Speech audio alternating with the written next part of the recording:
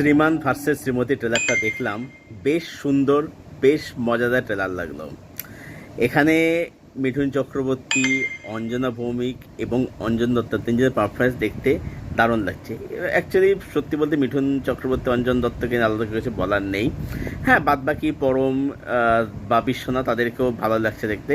রোশনি, মধুমিতা রয়েছে, মধুমিতা এদের ঠিকঠাক লাগছে। রোশনি, সত্যম ভট্টাচার্য তাদেরকে দেখতে ভালোই লাগছে।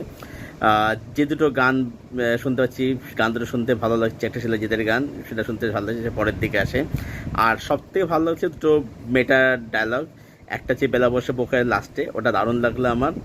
আর এসে লুক অ্যান্ড ফিল, এগুলো ভালো লাগছে। টপিকটা হচ্ছে মেন হাইলাইট, 27 একটা ডিভোর্সের মামলা চলছে, দেখা যাচ্ছে ছবিটা কীরকম হয়।